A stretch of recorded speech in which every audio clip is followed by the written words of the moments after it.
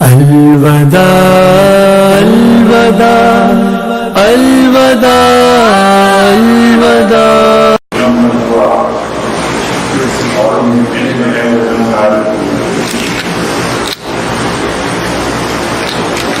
تو ان آیات طیبات اور دیگر آیات طیبات سے جو رزق کا مفہوم پتہ چلتا ہے وہ صرف کھانے پینے کی اشیاء نہیں ہیں، بلکہ اللہ تعالیٰ کی دی ہوئی ہر چیز رزق ہے۔ جو کچھ اللہ تعالیٰ نے ہمیں عطا کر رکھا ہے وہ رزق ہے۔ امام غزالی رحمۃ اللہ تعالیٰ علیہ کہتے ہیں کہ رزق کو ہم 3 بنیادی اقسام میں تقسیم کر سکتے ہیں۔ مثلا ایک آدمی یہ کہتا ہے اللہم ارزقنی ولدا صالحا وزوجتا صالحتا، تو اس کا مطلب یہ ہوتا ہے کہ اے اللہ مجھے صالح اولاد عطا فرما اور صالح نیک بیوی عطا فرما۔ یہاں بھی لفظ رزق کا ہے، اللہم ارزقنی، تو یہ بھی رزق ہے اس کا۔ اچھی اولاد بھی اللہ تعالیٰ کا دیا ہوا رزق ہے اور نیک صالح بیوی بھی اس کا عطا کیا ہوا رزق ہے۔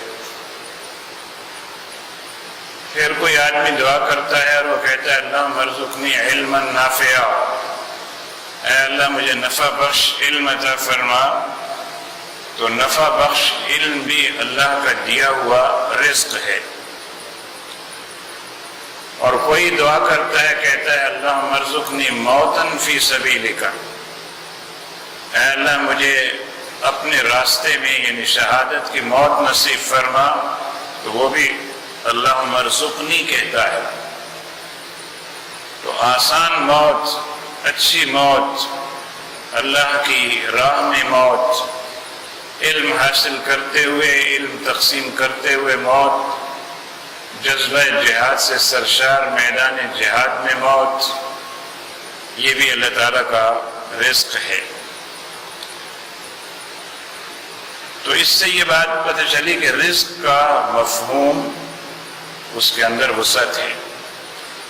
تو ہر وہ شے جو اللہ تعالیٰ نے ہمیں اپنے فضل و کرم سے عطا کی ہے یہ اس کا دیا ہوا رزق ہے۔ جب ہر وہ شے جو اللہ تعالیٰ نے دی ہے اس کا دیا ہوا رزق ہے، تو جب وہ یہ کہتا ہے کہ وَأَنفِقُوا مِمَّا رَزَقْنَاكُمْ، جو کچھ ہم نے تمہیں رزق دیا ہے اس میں سے خرچ کرو، تو اس کا مطلب یہ ہوگا کہ جو کچھ بھی اس نے ہمیں اچھائیاں بھلائیاں عطا کی ہیں، خصوصیات عطا کی ہیں، قوتیں عطا کی ہیں، مال دیا ہے، اولاد دی ہے، تو جو کچھ بھی خرچ کرنا ہوگا انہی میں سے خرچ کرنا ہوگا، نہ کہ صرف پیسے خرچ کرنے کو ہم کہیں گے کہ ہم نے حق ادا کر دیا۔ اب آپ دیکھیں سیدنا ابراہیم علیہ السلام سے اللہ تعالیٰ نے فرمایا کہ اپنی متاع عزیز پیش کرو، تو انہوں نے دیکھا میری متاع عزیز تو میرا یہ بیٹا ہے، تو اسی کو اللہ تعالیٰ کی راہ میں پیش کرنے کے لیے لے کر روانہ ہو گئے۔ اب یہ جو رزق کی مختلف اقسام ہیں جو ہم سب کو تقریباً حاصل ہیں، یہ کس بنیاد پہ رزق ملتا ہے یا حاصل ہوتا ہے؟ کس بنیاد پر انسانوں کو رزق دیا جاتا ہے؟ عقل کی بنیاد پہ ملتا ہے، سمجھداری کی بنیاد پہ ملتا ہے، یا دانائی کی بنیاد پہ ملتا ہے؟ یہ بات درست نہیں ہے، اس لیے کہ کتنی اچھی بات کسی نے کہی ہے لو کانت الارزاق تجری الحجاب ہلکنا اذا من جہلہن البہائم، اگر رزق عقلوں کی بنیاد پہ ملتا ہوتا تو جانور سارے ہلاک ہو جاتے، ان کو رزق نہ دیا جاتا، اس لیے کہ جانوروں کے بارے میں تو آپ جانتے ہیں نا، آپ روڈ پہ جا رہے ہیں گاڑی میں اپنی، پتہ چلا اچانک گایوں کا ایک غول آ گیا، بیلوں کا، اس نے روڈ بلاک کر دیا، آپ رک گئے۔ اگر وہ عقل مند ہوتے جانور تو اس طرح روڈ پہ آتے نہیں، روڈ بلاک نہیں کرتے۔ تو ان جانوروں میں عقل کسی درجے کی ہے، لیکن وہ عقل نہیں ہے جس کو ہم انسانی عقل کے ساتھ کوئی اس کا موازنہ کر سکیں، اس کی کوئی مثال دے سکیں۔ تو اسی لیے کہا کہ اگر رزق عقل کی بنیاد پہ ملتا ہوتا تو پھر جانوروں کو بالکل نہ ملتا، یہ تو ہلاک ہو جاتے، کیونکہ ان میں وہ عقل، وہ شعور نہیں ہے جو ہونا چاہیے انسانوں جیسا۔ تو اب ان میں کیسا ہونا چاہیے وہ اللہ تبارک و تعالیٰ جانتا ہے، اور اس نے ویسا ہی دیا ہے ان کو۔ اللہ رب العالمین جل شانہ والا گویا کہ اس کے ہاں رزق تقسیم کرنے کا پیمانہ عقل نہیں ہے، سمجھ بوجھ نہیں ہے، بلکہ اس کا رزق تقسیم کرنے کا کیا پیمانہ ہے وہ خود جانتا ہے۔ ہم جو دنیا میں دیکھ رہے ہیں کہ وہ ان کو بھی رزق دیتا ہے جو اسے مانتے ہیں، اور انہیں بھی دیتا ہے جو اسے نہیں مانتے۔ وہ ایسے لوگوں کو بھی رزق دیتا ہے کہ جو اس کے شدید مخالف ہیں۔ ابو جہل جیسا آدمی کون ہوگا کہ اللہ تبارک و تعالیٰ نے قرآن حکیم میں اس کی مذمت بیان کی، اور اسی طرح کئی کفار جن کی مذمت آئی قرآن حکیم میں، لیکن اللہ تعالیٰ نے ان کا رزق منقطع نہیں کیا۔ ابو سفیان ساری زندگی نبی صلی اللہ علیہ وسلم کی مخالفت کرتے رہے، آخری عمر میں بالکل فتح مکہ کے موقع پر انہوں نے اسلام قبول کیا، لیکن ان کا پچھلا سارا زمانہ دیکھیں تو وہ ایک مرفع الحال آدمی تھے، مالدار آدمی تھے۔ اللہ تعالیٰ نے یہ نہیں کیا کہ چونکہ تو میرے حبیب کا دشمن ہے اس لیے تیری روزی کم کرتا ہوں یا بند کرتا ہوں۔ تو یہ معلوم ہوا کہ رزق کے حوالے سے رب العالمین بہت وسیع ہے، وسعت والا ہے، رحمتوں والا ہے۔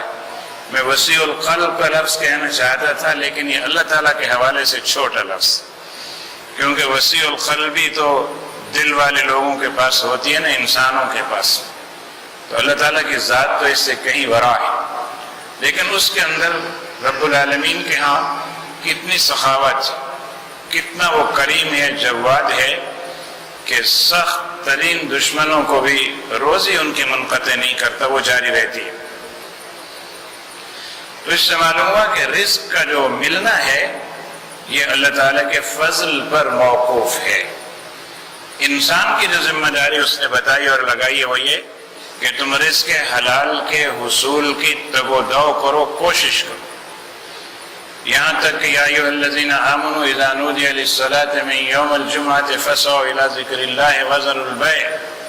جمعہ کے دن جب اذان ہو جائے، ندا آ جائے تو دوڑ پڑو اللہ کے ذکر کے لیے، لیکن اس کے بعد وابتغوا من فضل اللہ، اللہ تعالیٰ کا فضل تلاش کرنے کے لیے پھر بازاروں میں پھیل جاؤ۔ ممانعت نہیں ہے اس کے بعد کاروبار کرنے کی، تو یہ اس کا حکم ہے۔ اور حج کے موقع پر بھی اس نے یہ فرمایا کہ جب تم حج کرنے کے لیے جاتے ہو، اگر تم سفر حج میں کوئی بزنس، کوئی کاروبار کر لو تو اس میں بھی کوئی حرج کی بات نہیں ہے۔ اس سے یہ پتہ چلتا ہے کہ رب العالمین جل شانہ والا جس نے انسانوں کو تخلیق فرمایا ہے، اس نے انسانوں کی ذمہ داری صرف اتنی لگائی ہے کہ تم جد و جہد کرو، کوشش کرو رزق حلال کے حصول کی، اور یہ اپنا کام جاری رکھو۔ باقی کس کو کتنا رزق دینا ہے، کتنا رزق اس کے مقدر میں اس نے کیا ہے، یہ وہ جانتا ہے۔ ہاں البتہ اہل ایمان کے لیے بعض بشارتیں ہیں۔ مثلاً حضور صلی اللہ علیہ وسلم نے فرمایا کہ اگر تم رزق میں چاہتے ہو برکت ہو تو پے در پے عمرہ کیا کرو۔ پے در پے مسلسل عمرہ کرتے رہنے سے تمہارے رزق میں وسعت اور برکت پیدا ہوگی۔ آج کل بڑی عجیب صورتحال ہے، سوشل میڈیا پہ کچھ لوگ اس کو بہت نشانہ بنا رہے ہیں کہ دیکھیے صاحب، لوگ حج پہ حج کر رہے ہیں، عمروں پہ عمرے کر رہے ہیں، غریب لوگ بھوک سے مر رہے ہیں، وہ اپنے عمرے کی رقم، حج کی رقم غریبوں کو کیوں نہیں دے دیتے؟ اب تمہارے عقل کی بات مانیں یا رسول اللہ صلی اللہ علیہ وسلم کی اطاعت کریں۔ اللہ کے حبیب صلی اللہ علیہ وسلم فرما رہے ہیں پے در پے عمرہ کیا کرو، اس سے تمہارے پچھلے عمرے سے اس عمرے تک کے گناہ بھی معاف ہوتے ہیں، رزق بھی بڑھتا ہے۔ تو اتباع اور پیروی تو رسول اللہ صلی اللہ علیہ وسلم کی ہوگی نا، کسی کی عقل کی نہیں ہوگی، نہ اپنے نفس کی ہوگی۔ تو اگر کوئی مسلسل ہر سال میں 2 بار جیسے اس کی توفیق ہے وہ اگر عمرہ کرنے کے لیے اس سنت پر عمل کرتے ہوئے اور اس ارشاد پر عمل کرتے ہوئے جاتا ہے کہ گناہ بھی معاف ہوں گے، روزی بھی بڑھے گی، تو اس کو جانے سے کوئی نہیں روک سکتا۔ ہزار عقلیں کہتے رہیں کہ یہ مال اس کو یہاں نہیں یہاں خرچ کر دینا چاہیے، وہاں نہیں ادھر لگا دینا چاہیے، مگر اس کو کرنا وہی چاہیے جو حکم رسول ہے صلی اللہ علیہ وسلم، کی کامیابی اسی میں۔ اب یہ جو رزق جس کی ہم نے اب تک بات کی لغوی اعتبار سے، اور جس کی میں نے چند ایک باتیں آپ کے سامنے پیش کی، یہ اللہ تعالیٰ کے فضل پر ہے کہ وہ کس کو کتنا رزق عطا کرنا چاہتا ہے۔ اور اس نے قرآن حکیم میں یہ کہہ دیا، اس نے کہا کہ ہم چاہتے تو سارے لوگوں کو مالدار کر دیتے، غنی کر دیتے، لیکن ہمیں پتہ ہے کہ کس کو غنی کریں گے تو وہ مطیع و فرما بردار رہے گا، اور کس کو غنی کریں گے تو وہ اطاعت سے نکل جائے گا اور وہ اللہ کی نافرمانی میں آگے بڑھنے لگے گا۔ تو فرمایا اس لیے ہم نے رزق کا معاملہ ایک حساب میں رکھا ہوا ہے، جسے ہم ہی جانتے ہیں کہ کس کو کتنا رزق عطا کرنا ہے۔ اب رہا معاملہ رزق کے حلال ہونے کا، کیونکہ ہمارے موضوع کا جو عنوان ہے رزق حلال میزان شریعت، تو رزق حلال بھی ہے اور حرام بھی۔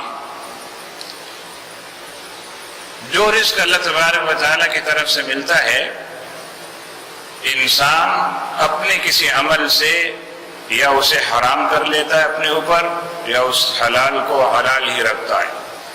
وہ وسائل کی تلاش میں نکلتا ہے تو اس کو حلال کے وسائل بھی مہیا ہیں اور حرام کے بھی اس کے سامنے۔ وہ اگر حرام کے وسائل اختیار کر لیتا ہے، ذرائع، تو ظاہر ہے اس سے حاصل ہونے والا رزق حرام ہی کہلاتا ہے۔ اور رزق حرام جو ہے کبھی اصل کے اعتبار سے حرام ہوتا ہے، اور کبھی وہ وسائل کی بنا پر حرام ہوتا ہے۔ اصل کے اعتبار سے تو حرام یہ ہے کہ ایک آدمی شراب کا کاروبار کر لے، کوئی فیکٹری کارخانہ شراب کا لگا لے، اور اس کی تو حرمت قطعی ہے کہ شراب بنانے والا، شراب تیار کرنے والا، شراب پیک کرنے والا، شراب بیچنے والا، شراب خریدنے والا، شراب کی ٹرانسپورٹیشن کرنے والا، اس کو استعمال کرنے والا، سب کا ایک ہی حکم۔ اب کوئی آدمی ایسی فیکٹری لگا لے، کارخانہ لگا لے شراب کا، تو ظاہر ہے یہ عین اور اصل کے اعتبار سے حرام ہے، اس سے حاصل ہونے والا رزق پھر رزق حرام ہی ہوگا۔ اور کبھی ہوتا ہے وسائل کی بنیاد کہ فی نفس ہی وہ کاروبار تو حرام نہیں ہے، لیکن اس کے لیے جو وسائل اختیار کرے ان میں حرمت ہے۔ مثلاً ایک آدمی نے اپنا ایک بزنس اسٹارٹ کیا، اس بزنس کے لیے اس کو بڑا سرمایہ چاہیے، اور وہ سرمایہ اس نے سود کی بنیاد پہ حاصل کیا، اور اس نے سود پر حاصل کردہ سرمایہ کو اپنے کاروبار میں لگایا، پھر اس سے آمدن اور انکم ہوئی، تو چونکہ وسیلہ اس نے غلط اختیار کیا، انویسٹمنٹ کا سودی وسیلہ اختیار کیا، تو اس کی وجہ سے اب اس کے رزق میں یہ حرام شامل ہوگی۔ اسی طرح حرام کی کئی صورتیں ہیں۔ کاروبار میں خیانت کا ارتکاب کرنا، دیانتداری کا استعمال نہ کرنا۔ حضرت امام اعظم ابو حنیفہ رحمۃ اللہ تعالی علیہ کپڑے کا کاروبار کرتے تھے، اور تھوک کا کاروبار تھا ان کا، اور کپڑا ایک شہر سے دوسرے شہر، ایک ملک سے دوسرے ملک ان کا جاتا تھا فروخت ہونے کے لیے، اس کے علاوہ بھی سامان تجارت۔ تو ایسا بھی ہوا کہ آپ نے کپڑے کی ایک لاٹ بھیجی اور لے کے جانے والے سے کہا دیکھو اس میں ایک تھان جو ہے وہ ذرا ہلکا ہے، تو جب تم یہ سودا کرو اگر لاٹ کی لاٹ بیچو تو یہ بتا دینا کہ اس میں یہ تھان جو ہے یہ ذرا ہلکی کوالٹی کا ہے، پھر وہ خریدے یا نہ خریدے۔ اور اگر تم جزوی طور پر بیچو تو پھر اس کو بیچتے وقت اس کی قیمت ایسی رکھنا جو ایک ہلکے معمولی کپڑے کی ہوتی۔ چنانچہ اس نے بلک آرڈر میں جا کے سودا کر لیا، اور وہ اس کو یاد ہی نہ رہا، اور وہ جو خراب تھان تھا یا ہلکے درجے کا تھان تھا وہ بھی اسی میں چلا گیا۔ جب اس نے آگے اس سے حاصل ہونے والا سرمایہ اور اس کا نفع پیش کیا حضرت امام اعظم رحمۃ اللہ علیہ کو، تو آپ نے پوچھا کہ وہ ایک تھان جو میں نے تمہیں بتایا تھا وہ تم نے الگ کر لیا تھا اس سے، یا بتا دیا تھا ان کو؟ کہا نہ میں نے الگ کیا نہ بتایا، مجھے یاد ہی نہیں رہا۔ تو وہ جتنا سرمایہ آیا تھا وہ سب کا سب انہوں نے خیرات کر دیا۔ میں زیادہ عقل مند ہوں کیونکہ میں ماڈرن دور میں پیدا ہوا، میں میٹیریلسٹک دور میں پیدا ہوا، میں الیکٹرانکس دور میں پیدا ہوا ہوں۔ میری عقل یہ کہتی ہے کہ مجھے ایک تھان کی قیمت اس میں سے نکال کے صدقہ کر دینی چاہیے تھی، سارا کیوں کیا؟ لیکن وہ عقل پر چلنے والے لوگ نہیں تھے، وہ اللہ کی رضا اور اس کے رسول کے اتباع پہ چلنے والے لوگ تھے۔ انہوں نے کہا چونکہ بلک آرڈر میں سودا ہوا، اب مجھے پتہ نہیں اس میں سے کون سے درہم وہ ہیں جو اس تھان کی قیمت ہے۔ درہم تو سارے مکس ہیں، اب میں کیسے الگ کروں کہ اس تھان کے درہم کون سے ہیں؟ اتنی احتیاط کرتے تھے کاروبار میں کہ اس میں کہیں سے کوئی حرام کا شائبہ بھی شامل نہ ہو۔ تو اسی لیے تو اللہ تبارک و تعالیٰ جل شانہ والا نے ان کا ذکر زبانوں پہ جاری کر دیا ہے۔ ان کے وصال کو سینکڑوں سال ہو گئے، لیکن اب بھی دنیا ان کا نام عقیدت و محبت سے لیتی ہے۔ تو کبھی رزق میں حرام اس طرح بھی کاروبار میں شامل ہو جاتا ہے، جانتے ہوئے بھی بعض لوگ اپنے رزق میں حرام شامل کرتے رہتے ہیں اور سمجھتے ہی ہیں کہ نہیں اس سے کوئی خاص فرق نہیں پڑتا۔ مثال کے طور پر میں صدر میں ایک دکان پہ گیا، میں نے کہا آڑو کی ایک پیٹی چاہیے۔ اس نے کہا جی لے لیں، یہ پیٹیاں رکھی ہوئی ہیں دیکھ لیں کتنی قیمت ہے۔ اس نے قیمت بتائی، میں نے کہا دیکھیں جیسے آڑو اوپر ہیں اگر نیچے تک ایسے ہوں تو میں اتنے پیسوں میں لیتا ہوں، اور اگر نیچے تک ایسے نہ ہو تو پھر نہیں لیتے۔ نہیں سارے ایسے ہیں۔ میں نے کہا اس کو الٹاؤ، کہ نہیں الٹاؤں گا نہیں، میں اس میں وقت لگتا ہے، الٹائیں گے نکالیں گے دوبارہ ڈالیں گے۔ میں نے کہا نہیں ہم دوبارہ خود ڈال لیں گے دوسری پیٹی میں، تم الٹاؤ اس کو۔ اگر اوپر جو مال تم نے دکھانے کے لیے لگایا ہوا ہے وہ نیچے تک ایسا ہی ہے تو تمہارے منہ مانگی قیمت ہم دیتے۔ تو وہ کسی صورت میں پیٹی الٹانے پر تیار نہیں ہوا، اور نہ ہوتا۔ وہ کہتا ہے کہ نہیں ہم نے اسی طرح آئی ہیں پیٹیاں ایسے ہی آگے بیچنی ہیں۔ تو دکاندار کو یہ کرنا چاہیے، اور جو ایسا کرتے ہیں وہ اچھا کرتے ہیں کہ جب مال آتا ہے پیٹیاں کھولتے ہیں، پھر اس کی گریڈنگ کرتے ہیں، اے گریڈ کا یہ ہے، بی کا یہ ہے، سی کا یہ ہے، تینوں کو الگ الگ رکھتے ہیں، تینوں کی الگ الگ قیمت مقرر کرتے ہیں اور کہتے ہیں یہ اتنے میں ملے گا، یہ اتنے میں ملے گا۔ یہ درست طریقہ ہے خرید و فروخت۔ لیکن کتنے ہی تاجر ایسے ہیں جو جان بوجھ کر بھی اپنا مال جو ہے وہ نیچے چھپاتے ہیں اور اوپر اچھا اچھا مال رکھتے ہیں تاکہ اس اچھے میں نیچے والا خراب بھی بک جائے۔ تو ہم اپنے رزق حلال میں خود جانتے ہوئے بھی حرام شامل کر رہے ہوتے اور سمجھتے یہ ہیں کہ نہیں ہم نے ایسا کوئی برا کام نہیں کیا، ٹھیک ہے مال جیسے آیا تھا ویسے بھیج دیا آگے ہم نے۔ اسی طرح سے تول میں ناپ تول میں کمی کرنے کی بات کہ لینے والے باٹ اور ہوں اور دینے والے باٹ دوسرے ہوں، تو اس سے بھی ہمارے حلال رزق میں حرام شامل ہوتا۔ ملازمت کرنے والے لوگ وہ یہ خیال کرتے ہیں کہ ہم تو لگی بندی تنخواہ گھر لے کے آتے ہیں اور جو ہمارا اجرت بنتی ہے وہی ہمیں ملتی ہے، تو اس کے اندر تو کہیں سے حرام شامل نہیں ہوتا، لیکن اس میں بھی حرام شامل ہو جاتا۔ اور اس میں کیسے حرام شامل ہوتا ہے؟ 8 گھنٹے ڈیوٹی طے ہے، اتنے بجے آپ آئیں گے، اتنے بجے جائیں گے، یہ آپ کا کام ہے، یہ آپ کریں گے۔ اس کے علاوہ بھی کوئی کام دیا جائے گا تو آپ کرنا ہوگا آپ کو، جی سر ٹھیک ہے، ایگریمنٹ ہو گیا۔ اب کام شروع ہوا تو اس کے بعد پتہ چلا کہ 8 بجے ڈیوٹی ہے تو 8:30 بجے آ رہے ہیں، 8:30 بجے پہنچنا ہے تو 9 بجے آنے کے لیے کچھ گریس پیریڈ بھی ملنا چاہیے، گریس ٹائم بھی ملنا چاہیے۔ جانے کا ٹائم 5 بجے کا ہے تو 4 بجے ہی نکل رہے ہیں۔ رمضان المبارک میں سرکاری دفاتر میں اگر آپ نے جا کے دیکھا ہوتا تو صبح آنے والے لوگ ظہر کی نماز تک سارے غائب، ظہر کی نماز پڑھ کے کوئی نہیں لوٹتا، نماز کے بہانے نکلے اور پھر گئے۔ تو میں ایک جگہ بیان کرنے کے لیے گیا تو وہ فیکٹری والوں نے اپنی فیکٹری میں کارخانے میں بیان رکھا تھا، تو انہوں نے کہا کہ ہمارے ہاں جو ہے وہ یہ لوگوں کی ریت ہو گئی ہے کہ وہ نکل جاتے ہیں 1 بجے نماز کے بہانے، ڈیوٹی 3 بجے تک ہے، بس پھر پلٹ کے نہیں آتے۔ تو ہم نے اس لیے اپنی فیکٹری میں نماز کا وقت 2:45 بجے مقرر کیا تاکہ 2:30 بجے لوگ اٹھیں 15 منٹ میں وضو بنائیں اور مسجد میں چلے جائیں، 2:45 بجے ظہر کی جماعت ہوگی۔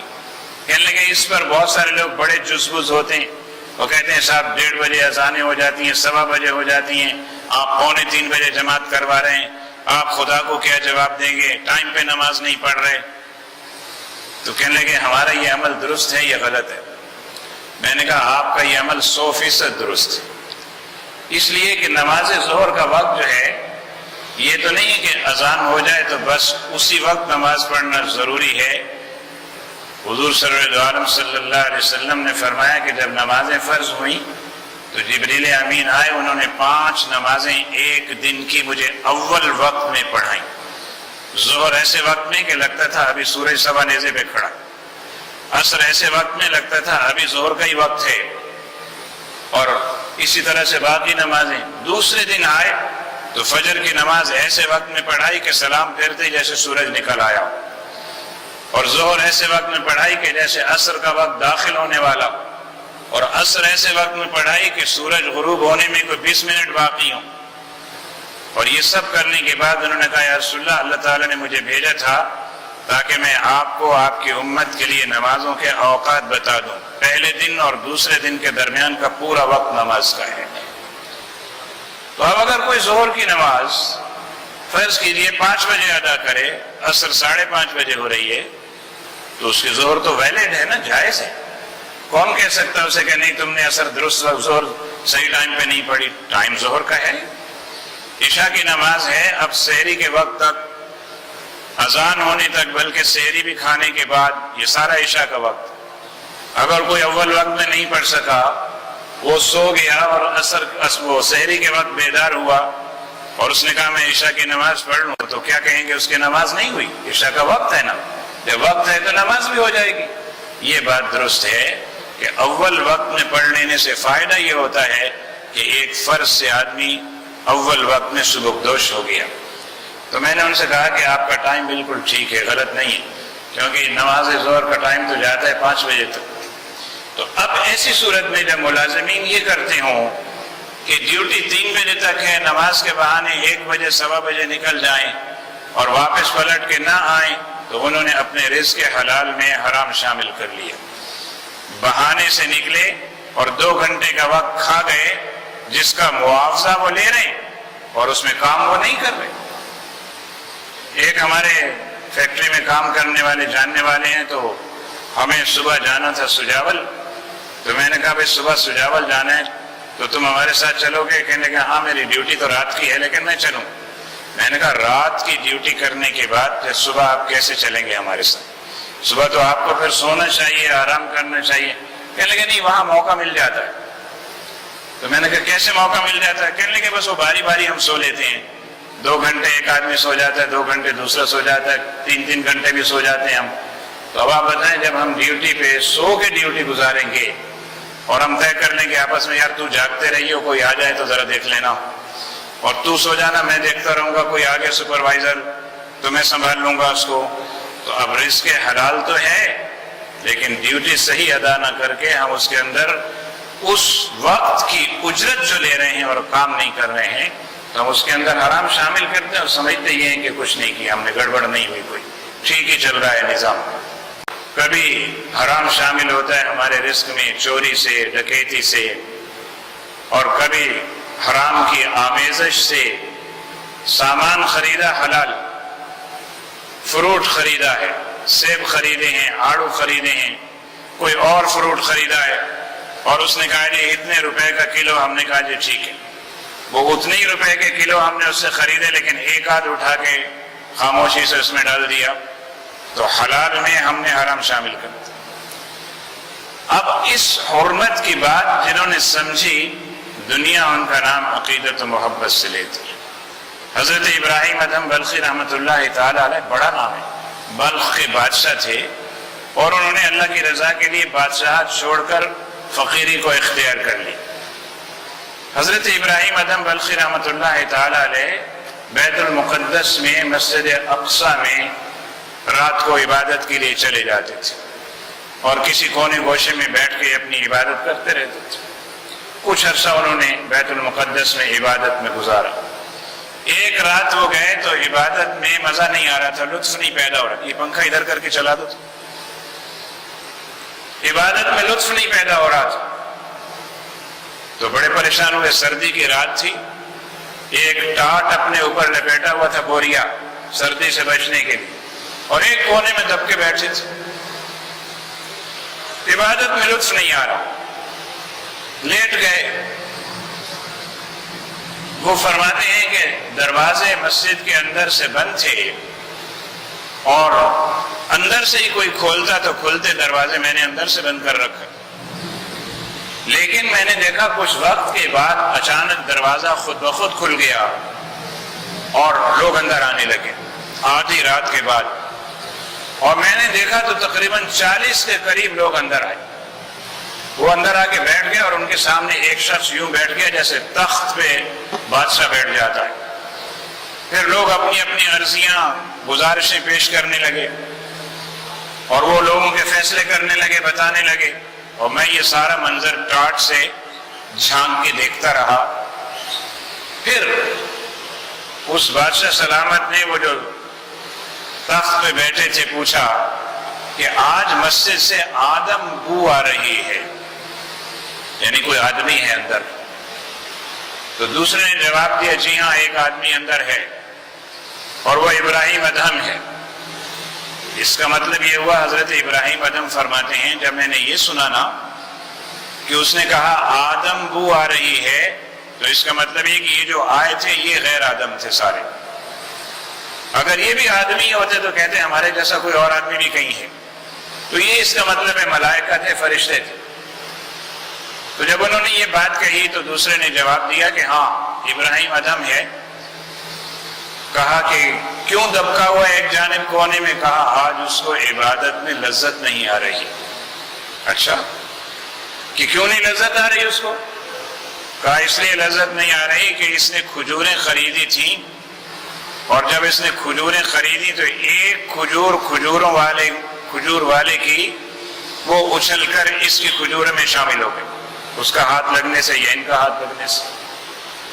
وہ کھجور اس نے کھائی ہے، اور اس کی وجہ سے اس کی عبادت میں اس کو لذت محسوس نہیں ہو رہی۔ یہ بات ابراہیم ادھم بلخی رحمۃ اللہ علیہ نے سن لی، اس کے بعد مجلس برخاست ہو گئی، وہ لوگ چلے گئے، یہ اٹھے فوراً اور اس شہر کی جانب روانہ ہو گئے جہاں سے انہوں نے کھجوریں خریدی تھی، اور اسی کھجور والے کو تلاش کیا اور اس سے جا کے کہا میاں اپنی کھجور کے پیسے لے لو، تمہاری ایک کھجور ہماری کھجوروں میں وزن کے بعد شامل ہو گئی زائد۔ تو اس نے کہا بڑا عجیب آدمی ہے کہ ایک کھجور کے لیے پیسے دینے کے لیے آیا ہے، اور یہاں تو لوگ آتے ہیں کھجوریں لیتے نہیں ہیں، ٹیسٹ کرنے کے بہانے چک چک کے چلے جاتے ہیں۔ ایسے کرتے ہیں نا، کسی بھی جگہ دکان پہ جا کے بادام کی دکان پہ کھڑے ہو جائیں تو 2-4 گریاں تو میں اٹھا کے منہ میں ڈال لیتا ہوں، یہ چیک کرنے کے لیے ہے۔ تو انہوں نے جب یہ بات کہی اور اس نے سنی بڑا حیرت زدہ، اس نے کہا یہ تو کوئی اللہ کا نیک آدمی ہے، ایک کھجور کی وجہ سے آیا ہے۔ تو اس نے کہا حضور یہاں تو لوگ روز آتے ہیں اور کھجوریں اٹھا اٹھا کے کھا لیتے ہیں، ہم کبھی کسی سے کچھ نہیں کہتے، آپ ایک کھجور کے لیے آئے، میں نے معاف کیا آپ کو، میں کوئی پیسے آپ سے نہیں لینا چاہتا۔ فرمایا نا بابا اپنے پیسے لے لو جتنے لینا چاہتے ہو، تمہاری اس کھجور کی وجہ سے میری عبادت کی لذت چلی گئی۔ رزق حلال کا اہتمام اس طرح سے لوگوں نے کیا ہے، جنہوں نے اس طرح اہتمام کیا ہے رزق حلال کا، پھر اللہ تبارک و تعالیٰ جل شانہ وعلا نے ان کو اپنا قرب بخشا ہے، اور پھر آپ دیکھیں کہ ان کے درجات کو رب العالمین نے کیسے بلند کیا۔ آج انہیں دنیا سے گزرے ہوئے سینکڑوں سال ہو گئے اور ہم اب بھی عقیدت و محبت سے ان کا نام لیتے۔ اسی طرح حضرت بابا فرید الدین گنج شکر رحمۃ اللہ تعالی علیہ، پاک وطن شریف میں جہاں آپ کا قیام ہے، یہ جنگل تھا، جنگل جب آپ نے یہاں آ کے ڈیرا ڈالا تو آپ کے لیے جو کھانے کے لیے لایا جاتا تھا وہ کیا تھا؟ جنگل کی ایک جھاڑی ہوتی ہے جس کو کریر کہتے ہیں، اس کریر میں جو پھل لگتا ہے وہ تلخ ہوتا ہے، اور ان کو دیلے کہتے ہیں یا ڈیلے کہتے ہیں۔ اس کے علاوہ اس جنگل میں اور کوئی پھل ول نہیں ہوتا تھا کھانے کا، تو آپ کا خادم کریر کا وہ پھل توڑ کے اس کو بوائل کر کے ابال کے اس کا پانی نکال دیتا تھا کہ تلخی کم ہو جائے، اور وہ حضرت کے سامنے لا کے رکھتا تھا، اور آپ اس میں سے 2-4 دانے اٹھا کے کھا لیتے تھے۔ ایک دن اس نے سوچا عرصہ ہو گیا میں یہی ابال کے پیش کر رہا ہوں، بے مزہ، تلخی تھوڑی سی کم ہو جاتی ہے ان کو ابالنے سے، تو کوئی طریقہ کیا جائے کہ ٹیسٹ ذرا تبدیل ہو۔ تو وہ قریب کی کسی آبادی میں گیا اور وہاں سے جا کے نمک لے آیا دکان والے سے، اور اس نے ابالنے کے بعد ان میں کچھ نمک لگا دیا، اور حضرت کے سامنے جب رکھے آپ نے جیسے پہلے ہی نوالا اٹھایا تو فرمانے لگے آج یہ کچھ وزنی لگ رہا، آج یہ کچھ کتنے گرام نمک لگا ہوگا اس میں؟ کہا یہ آج کچھ وزنی لگ رہا ہے، کیا بات ہے؟ آپ نے اٹھا کے منہ میں رکھا تو ذائقہ بھی مختلف تھا، تو آپ نے حیرت سے اس کی طرف دیکھا، کہا یہ آج کیا ہے؟ کہا حضور اتنے دنوں سے تلخ بے مزہ آپ کھا رہے تھے، میں نے سوچا آج ذرا ذائقہ تبدیل کروں، میں نے اس میں نمک کہاں سے لائے؟ کہا فلاں جگہ سے، فلاں دکاندار سے، ہندو ہے وہ، اس کی دکان سے ادھار لے کے آیا ہوں کہ جب اللہ کچھ دے گا تو اس کا ادھار اتار دیں گے۔ بڑے برہم ہوئے، فرمایا تمہیں یقین ہے کہ اس کا ادھار ادا کرنے تک ہم زندہ رہیں گے؟ تو ہمیں قرض کا کھلا رہے ہو، خبردار جو آئندہ ایسی آمیزش کرو، اور جاؤ میری یہ چادر لے جاؤ، اس کو بیچ کے اس کا فوراً قرض ادا کر کے آؤ۔ تو رزق حلال میں ادنا سی آمیزش کو بھی صوفیاء کرام برداشت نہیں کرتے تھے، حالانکہ یہ زیادہ سے زیادہ اگر ہوگا تو کراہت کے درجے میں جائے گا، یا خلاف اولا میں جائے گا، یا یہ کہا جائے گا کہ کھانا تو اس کا بھی جائز تھا لیکن احتیاط انہوں نے کی، لیکن یہ احتیاط ایسی کہ حد درجے کی احتیاط۔ تو صوفیاء کرام کی تعلیمات تو یہ بتاتی ہیں کہ رزق حلال کے ساتھ حرام کا کوئی ادنا شائبہ بھی اگر ہوتا ہو تو اس سے بھی گریز کرنے کی کوشش کرنی چاہیے۔ تو تب جو رزق حلال ہم استعمال کریں گے، کھائیں گے، تو اللہ رب العالمین پھر دعائیں بھی قبول کرے گا، سنے گا بھی، کیونکہ حدیث شریف میں ہے سرکار دو عالم صلی اللہ علیہ وسلم نے فرمایا کہ انسان دعائیں کرتا رہتا ہے، قبول نہیں ہوتی، تو وہ سوچ میں پڑ جاتا ہے کہ یہ دعائیں قبول کیوں نہیں ہو رہی، حالانکہ اگر وہ غور کرے تو وہ اس نتیجے پہ پہنچے گا کہ اس کا کھانا، اس کا پہننا اور اس کے سونے کا بچھونا یہ تو حرام مال سے ہیں، فَأَنَّا يُسْتَجَابُ لَهُ، پھر اس کی دعائیں کہاں سے قبول ہوں گی؟ حضرات گرامی، رزق حلال، اس میں حرام کی آمیزش کی جو مختلف صورتیں ہیں، میں نے صرف چند ایک کا تذکرہ آپ کے سامنے فرمایا، ورنہ فی زمانہ آپ دیکھتے ہیں کہ سود کی آمیزش بہت زیادہ ہے۔ ہم اپنی حلال آمدن ان اکاؤنٹس میں رکھتے ہیں جو سودی اکاؤنٹس، اور کہتے ہیں کہ مجبوراً رکھتے ہیں اس لیے کہ گھروں میں اتنا پیسہ رکھ نہیں سکتے، بینکوں میں نہ رکھیں تو اس سرمایہ کو کہاں لے جائیں، اس کو چوری چکاری سے بچانے کے لیے بینکس میں ہم انہیں ڈپازٹ کرتے ہیں۔ بہت سے لوگ اسے بزنس میں لگاتے ہیں، جو بزنس میں لگاتے ہیں حلال بزنس میں ان کا سرمایہ حلال ہی رہتا ہے، اور جہاں سودی سرمایہ کی آمیزش ہو جائے تو پھر حلال میں حرام کے شامل ہو جانے کے بعد اگر ہم یہ خیال کریں کہ ابھی بھی ہم حلال ہی کھا رہے ہیں، تو میرا خیال یہ ہے کہ یہ اپنے دل کو ایسے ہی سمجھانے والی بات ہے، ورنہ حقیقت تو وہی ہے جو میں نے آپ کے سامنے عرض کی۔ اب تیسری بات یہ ہے، میں نے پہلے عرض کیا کہ رزق کیسے ملتا ہے، یہ تو اللہ تبارک و تعالی جل شانہ والا نے فرمایا کہ وَمَا مِن دَابَّةٍ عَلَى الْأَرْضِ إِلَّا عَلَى اللَّهِ رِزْقُهَا، زمین پر کوئی سانس لینے والا، کوئی جاندار ایسا نہیں ہے مگر یہ کہ اللہ تعالیٰ نے اس کا رزق اپنے ذمہ لے رکھا ہے۔ تو رزق تو ملتا ہے، اب رزق کی طرف پہنچنے کے وسائل حلال کے ہوں تو حلال تک رسائی ہے، اور حرام کے ہوں تو حرام تک رسائی ہے۔ یہ انسان بسا اوقات انجانے میں اور بسا اوقات جان بوجھ کر ایسا کر لیتا ہے۔ بس آخری بات عرض کرتا ہوں، کافی وقت ہو گیا۔ اب اللہ تعالیٰ نے فرمایا کہ وَمِمَّا رَزَقْنَاهُمْ يُنْفِقُونَ، جو رزق ہم نے انہیں عطا کیا ہے وہ اس میں سے اللہ کی راہ میں انہیں حکم دیا ہے کہ وہ خرچ کریں۔ اور دوسری جگہ قرآن حکیم میں فرمایا کہ وَفِي أَمْوَالِهِمْ حَقٌّ مَّعْلُومٌ لِلسَّائِلِ وَالْمَحْرُومِ، لوگوں کے مال میں ہم نے سوالیوں کا اور مال سے محروم لوگوں کا حصہ رکھا ہوا ہے۔ تو جب کبھی ہم ان کا حصہ نہیں نکالتے جس کو صراحتاً اللہ تعالیٰ نے بیان کر دیا کہ تمہارے رزق میں ان کا بھی حصہ ہے، جب ہم وہ نہیں نکالتے تو ان کا حصہ بھی اگر ہم خود کھا جاتے ہیں تو اس کا مطلب یہ ہے کہ پھر حلال میں حرام کی آمیزش یہاں سے بھی ہو جاتی ہے۔ اور بسا اوقات میراث کی تقسیم میں یہ بے احتیاطی ہوتی ہے کہ بہنوں کا حصہ لوگ نہیں لگاتے، جب بہنوں کا حصہ نہیں لگاتے وہ کھا جاتے ہیں تو اس کے لیے سخت وعید قرآن حکیم میں موجود ہے کہ میراث میں بہنوں کا حصہ نہ نکالنا اور اس کو استعمال کر جانا، یہ رزق ہے بالباطل کھانے والی بات۔ حضرت گرامی، اب جو انفاق کی بات ہے کہ جو رزق اللہ نے دیا اس میں سے اللہ کی راہ میں خرچ کیا جائے، تو یہاں بھی پھر میں وہ بات دہراؤں گا کہ انفاق فی سبیل اللہ کی بات آئے گی تو ہر وہ رزق جو اللہ نے دیا ہوا ہے اس کا انفاق ہوگا، صرف پیسے کا نہیں ہوگا۔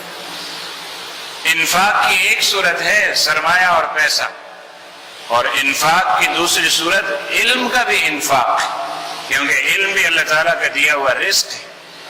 تو جیسے ہمارے شیخ صاحب ہیں، اگر ان کے پاس قراءات کا علم ہے، تجوید کا علم ہے، قرآن کا علم ہے، تو یہ جتنا اس میں سے خرچ کریں گے یہ ان کا انفاق ہوگا فی سبیل اللہ۔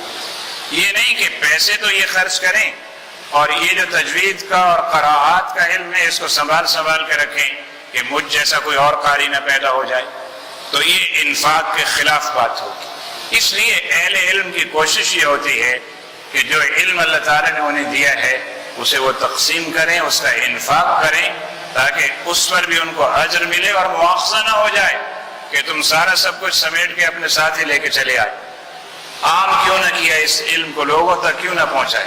اور تیسرا انفاق قوت کا انفاق، جن لوگوں کے پاس قوت اور طاقت ہے وہ انفاق کریں تو اپنی قوت اور طاقت کا بھی انفاق۔ اب اس کی مثال قرآن میں موجود ہے۔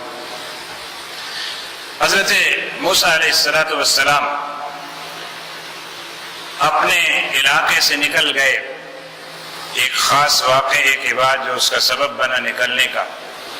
پھر آپ غیر متعین منزل کی طرف چلتے رہے تاکہ کہ ایک کنویں پہ پہنچے جہاں لوگ اپنی بھیڑ بکریوں کو پانی پلا رہے تھے۔ یہ بیٹھ گئے، پانی پی کے بیٹھ گئے، اب منزل کا کوئی تعین نہیں ہے۔ وہاں بیٹھ کے انہوں نے کہا رب انی لما انزلت الی من خیر فقیر، اے اللہ میں یہاں بیٹھ گیا ہوں، اب اس وقت تو جو بھی خیر مجھے عطا کرے میں اس کا ضرورت مند ہوں، جو خیر تیری طرف سے مجھے پہنچے، رہائش خیر، رزق خیر، اچھا ٹھکانہ خیر، امن کی جگہ خیر، کوئی صاحب علم اس کی صحبت میسر آ جائے یہ بھی خیر، اے اللہ میں تو ہر خیر کا بھی یہاں محتاج، اپنا گھر چھوڑ کے میں نکل گیا۔ اب آپ دیکھیے کیا ہوا، دو بچیاں جو اپنی بکریاں لے کے آئیں اور کھڑی ہوئی تھیں انتظار میں کہ مرد سارے اپنے ریوڑوں کو پانی پلا لیں پھر ہم پلائیں گی، تو حضرت موسیٰ علیہ السلام سے یہ برداشت نہیں ہوا۔ اتنی دیر سے یہ بچیاں کھڑی ہوئی اور کوئی انہیں ڈول نہیں دیتا کنویں سے پانی کھینچنے کے لیے، ایک چھوڑتا ہے تو دوسرا پکڑ لیتا۔ وہ اٹھے، انہوں نے دو چار کو پیچھے ہٹایا اور ڈول پکڑ لیا اور ان بچیوں سے کہا اپنے جانور لے آؤ، اور انہوں نے پانی نکال کے ان کو پلا دیا۔ وہ پانی پلانے کے بعد ریوڑ کو لے کے جب گھر پہنچی تو معمول کے وقت سے پہلے پہنچ گئی، کیونکہ یہ تو ان کے ساتھ ہر روز ہوتا تھا کہ آخر میں ڈول ملے گا اور وہ پانی پلائیں گے۔ تو جب بیفور ٹائم پہنچ گئی تو ان کے والد نے پوچھا آج جلدی کیسے آ گئی؟ تو انہوں نے کہا آج کوئی اللہ کا بندہ ایسا تھا جس نے آگے بڑھ کے ڈول لے لیا، ہماری بکریوں کو پانی پلا دیا، اس لیے ہم جلدی آ گئیں۔ اور ساتھ ہی یہ کہا کہ اے ہمارے والد گرامی، یہ ایسا جوان ہے کہ اگر آپ اس کی خدمات حاصل کر لیں نا تو یہ بہت ہی اچھا انسان ہوگا، اس نے ہم پہ ترس کھایا۔ انہوں نے کہا حضرت شعیب علیہ السلام نے ایک بچی سے جاؤ اس کو بلا کے لے آؤ، اور وہ بچی آئی تو اس نے آ کر کیا کہا؟ اس نے کہا ان ابی یدعوک لیجزیک اجر ما سقیت لنا۔ اے نوجوان، ہمارے والد گرامی آپ کو یاد فرما رہے ہیں، وہ آپ کو اجرت معاوضہ دینا چاہتے ہیں اس عمل کا جو آپ نے ہمارے لیے خیر کا عمل کیا۔ تو آپ نے کس چیز کا انفاق کیا؟ اپنی قوت کا انفاق کیا۔ جو ان کے پاس طاقت تھی نا آگے بڑھ کے ڈول لے کر پانی نکال کر ان کو پانی پلا کے رخصت کر دینے کی، انہوں نے اس کا انفاق کیا۔ اور یہ انفاق اللہ تعالیٰ کی بارگاہ میں ایسا مقبول ہوا کہ اس بچی نے آ کر کہا کہ ہمارے والد صاحب آپ کو یاد فرماتے ہیں، آپ چلے۔ اور حضرت موسیٰ علیہ السلام چلے۔ جب ان کی خدمت میں پہنچے حضرت شعیب علیہ السلام کی، تو انہوں نے فرمایا کہ کیا داستان ہے، کدھر سے آئے ہو؟ تو انہوں نے سب اپنا قصہ کہہ سنایا، تو کہا بس آپ مطمئن ہو جاؤ، اللہ تعالیٰ نے آپ کو صحیح جگہ پر پہنچا دیا ہے۔ تو اس قوت کے انفاق کی برکت یہ ہو گئی کہ حضرت شعیب علیہ السلام کی صحبت میسر آئی، اور وہاں ان کی تربیت میں رہ کے پروان چڑھنے کا موقع ملا، اور اسی سے آگے اللہ تبارک و تعالیٰ نے پھر وہ وقت جو متعین تھا ان کے لیے نبوت کے اعلان کا اور معجزات عطا فرمانے کا، پھر وہ وقت آیا اور معجزات بھی ملے، اور پھر آپ نے آ کر اپنے علاقے میں دوبارہ اعلان نبوت بھی فرمائی۔ حضرت گرامی، آج کل بازار میں ہم خریداری کرنے کے لیے جاتے ہیں تو خاص طور پہ ہماری خواتین جب شاپنگ کرنے نکلتی ہیں تو کم ہی ایسا ہوتا ہے کہ وہ اس بات کی تصدیق کر لیں کہ مارکیٹ سے جو وہ فوڈ آئٹمز، فوڈ پروڈکٹس لے کے آ رہی ہیں وہ حلال بھی ہیں یا نہیں۔ بہت سارے فوڈ آئٹمز ہمارے یہاں پاکستان میں 34 تو وہ ہیں جن کی لسٹ ہم نے حلال اتھارٹی میں ministry of science and technology کی لیبارٹری میں ان کے ٹیسٹ کروا کر ہم نے تجزیہ کر کے بتایا کہ یہ حرام انگریڈینٹس ان کے اندر شامل ہیں، لیکن بک رہی ہیں ہماری مارکیٹ میں، باوجود ہے کہ منسٹری نے اناؤنس کیا اور کہا کہ ان کو بین ہونا چاہیے اور لوگ ان کو نہ خریدیں۔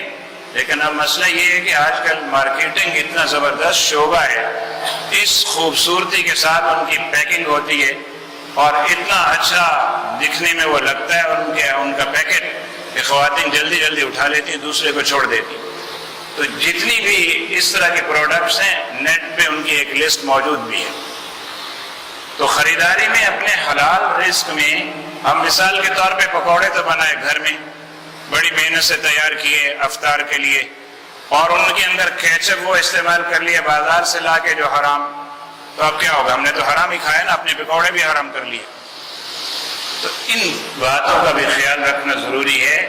میزان شریعت میں ہر حلال چیز کو پھر تولنا پڑتا ہے کہ یہ حلال ہے بھی یا نہیں، کیونکہ حلال کے نام پر بہت سارا حرام کاروبار ہو رہا ہے۔ کاسمیٹکس اینڈ پرسنل کیئرز کی جو چیزیں ہیں، بہت سارے لوشنز ہیں، بہت ساری جو خواتین میک اپ کا سامان استعمال کرتی ہیں، اس کے اندر پگ کی چربی شامل ہے اور پگ کی چربی کے اجزاء شامل ہیں، اور وہ بازار میں وہ چیزیں بک رہی ہیں اور لوگ خرید کے لاتے ہیں اور اپنے ہونٹوں پہ اپنے منہ پہ لگاتے ہیں، اور کبھی کبھی وہ اندر بھی جاتا رہتا ہے نا ہونٹوں سے، کوئی پرواہ نہیں کرتا۔ تو حلال رزق جب اللہ نے دیا ہے تو اس حلال رزق سے سامان بھی جب خریدیں تو اس بات کا خیال کر کے خریدنا چاہیے کہ وہ حلال ہے یا نہیں۔ فارماسیوٹیکلس میں بھی بہت ساری ادویات، میڈیسن ایسی ہیں جن کے اندر حرام اجزاء کی آمیزش ہے۔ آپ دیکھتے ہیں اس کے اوپر ایک کوڈ بار لگا ہوا ہوتا ہے۔ اس کوڈ بار لگانے کا مطلب کیا ہے؟ دھوکہ دہی۔ کیوں دھوکہ دہی؟ آپ ہمدرد کی کوئی دوا خریدیں تو ہمدرد کے پیکٹ کے اوپر جس میں وہ دوا کی ڈبی رکھی ہوئی ہے، اس پیکٹ کے اوپر اس کے پورے انگریڈینٹس لکھے ہوتے ہیں، اس کے اندر یہ چیزیں شامل ہیں۔ صاف صاف بات ہے، یہی اصول تجارت ہے کہ پتہ ہونا چاہیے خریدنے والے کو اس کے اندر کیا کیا ہے۔ وہ کوڈ بار کا مطلب یہ کہ آپ کچھ نہ سمجھیں، بس آپ خرید کے لے آئیں۔ اگر آپ بہت زیادہ محتاط ہوں گے تو آپ اس کوڈ بار کو کہیں جا کے نیٹ پہ ڈالیں گے، اس کا نمبر سامنے آئے گا، وہاں آپ کو پتہ چلے گا اس کے اندر کیا کیا ہے، اور وہاں بھی نمبرنگ ہوتی ہے، جس کی وجہ سے انسان سمجھ ہی نہیں پاتا کہ اس کے اندر کن کن چیزوں کے اجزاء شامل کر دیے۔ لندن ہم گئے تو صبح ہم نکلے، ہم نے کہا ناشتہ کر لیں، باہر نکلے تو ہم نے کہا کسی بیکری سے کوئی ناشتے کی چیز خریدتے ہیں، تو ایک بیکری پہ پہنچے، ہم نے دیکھا تمام چیزوں کو ایک نظر سے جائزہ لیا، بریڈ بھی ہے، بن بھی رکھے ہوئے ہیں، بسکٹ بھی ہیں، سب کچھ۔ ہم آگے بڑھے کاؤنٹر پہ، ہم نے اس لڑکے سے کہا دیکھو ہم کچھ ناشتے کے لیے خریدنا چاہتے ہیں لیکن جو حلال ہو، حرام والا نہیں خریدنا چاہتے۔ اس نے بڑی رازداری سے ہمارے قریب آ کے کہا کہ جو کچھ اس بیکری کے اندر رکھا ہوا ہے سب میں پگ کا کوئی نہ کوئی عنصر شامل ہے، اس لیے آپ ہماری بیکری سے کچھ نہ خریدیں، یہاں کوئی چیز ایسی نہیں ہے۔ پھر اس نے نشاندہی کی کہ فلاں دکان پہ چلے جائیں اور وہاں جا کے کاؤنٹر پہ فلاں لڑکا ہوگا، وہ موروکو کا رہنے والا ہے، اس سے آپ جا کے کہیں گے تو وہ اندر سے آپ کو حلال والی کوئی چیز لا کے دے گا، تو وہ آپ استعمال کیجئے گا۔ اب صورتحال جب یہ ہو تو کتنی زیادہ احتیاط کرنے کی ضرورت۔ اچھا، ایک بڑی دلچسپ بات اور وہ یہ ہے کہ فارماسیوٹیکل میں بھی حرام ہے، کاسمیٹکس میں بھی حرام ہے، فوڈ آئٹمز میں بھی حرام ہے، فرنیچر میں بھی حرام۔ اب آپ کہیں گے فرنیچر کیسے حلال یا حرام ہو سکتا؟ فرنیچر میں بھی حرام، اس لیے کہ یہ جو لکڑی ہے نا، لکڑی یہ کشمیر سے اور اوپر کے علاقوں سے یہ آتی۔ میں وہاں تک گیا ہوں، وہاں کیا ہوتا ہے کہ چوری سے لوگ لکڑی کاٹ کے اس کے درختوں کے تنے وہ دریا میں ڈال دیتے، اور ان کو پتا ہوتا ہے کہاں تک یہ جائیں گے، وہاں سے نکال لیں گے جا کے، اور چوری کے درخت کاٹ کے ڈالتے، اور وہاں سے جا کے وہ لکڑی نکال لیتے ہیں اور اس لکڑی کو جناب بڑی مہنگی قیمت پر وہ فروخت کرتے ہیں، اور اگر پکڑے جانے کا ڈر ہو تو فارسٹ والا جو آدمی ہوتا ہے جس کی ڈیوٹی ہوتی ہے وہاں، اس کو بھی کچھ حصہ اس میں سے پہنچا دیتے ہیں تاکہ وہ گرفت نہ کرے۔ تو چوری کی لکڑی سے فرنیچر بنا کے مارکیٹ میں فروخت کرتے ہیں، حرام تو اس میں ہے، یہ بیچارے خریدار کو نہیں پتا ہوتا کہ جس لکڑی کا فرنیچر میں لے رہا ہوں یہ چوری کی لکڑی تھی یا جائز لکڑی تھی، یہ حرام کی تھی یا حلال کی تھی۔ علی ھذا القیاس یہ جو صوفہ سیٹ ہمارے بنتے ہیں، ان صوفہ سیٹ کے اندر جو ڈالے جانے والا میٹیریل ہے ہمیں پتہ نہیں ہوتا، بسا اوقات دوسرے ممالک کا کچرا ہمارے ملک میں آتا ہے اور اس کچرے کو ہم بیڈز کے اندر، صوفہ سیٹس کے اندر، میٹریسز کے اندر بھر دیتے ہیں، اور کبھی کھول کے اس کو دیکھیں تو آپ حیران ہوں گے کہ اس کے اندر سے کیا الا بلا نکل رہا ہے اس کے اندر سے، لیکن پتہ نہیں ہوتا ہمیں کہ جناب یہ تو فرنیچر تک کو چیک کرنے کی ضرورت ہے۔ میں نے تو ministry of science and technology میں یہ بات کی کہ جب آپ حلال کی بات کر رہے ہیں تو آپ دیکھیں کہ وہاں جو مسلمان ہیں، کینیڈا میں ہیں، امریکہ میں ہیں، وہ تو بڑے کانشیس ہیں مسلمان، وہ تو ان ہر چیزوں کا جائزہ لیتے کہ بھئی دیکھو جو کچھ بھی خریدنے جا رہے ہیں کہیں ایسا نہ ہو کہ اس میں حرام کا کوئی عنصر پایا جائے۔ اللہ تبارک و تعالی ہمیں حلال آمدن سے حلال آئٹمز ہی خریدنے کی اور حلال طریقے سے، جائز طریقے سے استعمال کرنے کی اللہ تعالی ہمت اور توفیق عطا فرمائے۔ ہر حلال آج کے دور میں جس پہ حلال لکھا ہوا بھی ہو وہ حلال نہیں ہوتا۔ بڑی تعجب کی بات ہے، ساؤتھ افریقہ میں گیا تو وہاں ایک کیس چل رہا تھا کہ جناب یہاں پر ایک کمپنی ہے جو حلال کی اسٹیمپ بنا کے اپنے حرام گوشت کے اوپر لگا کے اس کو بیچ رہی ہے، اور لوگوں نے اسے پکڑ لیا اور رنگے ہاتھوں پکڑنے کے بعد ان کی رپورٹ کی ہے اور اس کے خلاف مقدمہ چل رہا ہے، لیکن پاورفل لوگ اس کے ساتھ کھڑے ہو گئے۔ اور حرام کی ایک صورت یہ بھی ہے، گزشتہ دنوں ایک کلپ چلا اس کے اوپر سوشل میڈیا کے اوپر، کچھ خواتین نے کپڑے پہنے ہوئے ہیں جن پر آیات اور کلمہ طیبہ لکھا ہوا۔ ان آیات کا اور کلمہ طیبہ والے کپڑوں کا یا جوتوں پہ ایسی چیزیں لکھے ہونے سے ان کی حرمت ثابت ہو جاتی ہے۔ اب یہ حرام اس طرح کا نہیں ہے، یہ حرام تقدس کی وجہ سے، جیسے انسان کا گوشت کھانا حرام ہے، یہ اس کے اندر کوئی غلاظت والی بات تو نہیں ہے، لیکن اس کی حرمت ہے، اس کے تقدس کی وجہ سے اس کا گوشت کھانا حرام۔ تو ایسے ہی ان کا استعمال تقدس اور احترام کی وجہ سے حرام ہے، جن لباسوں کے اوپر آیات لکھی ہوئی ہوں، کلمہ لکھا ہوا ہو، اس لیے کہ شریعت مطہرہ نے قرآن کریم کا تو جو بتایا ہے ہمیں وہ پڑھنے کا، ثواب کے لیے پھر سمجھنے کا، پھر عمل کرنے کا معاملہ ہے۔ اللہ تعالیٰ عمل کی توفیق عطا فرمائے۔ وآخر دعوانا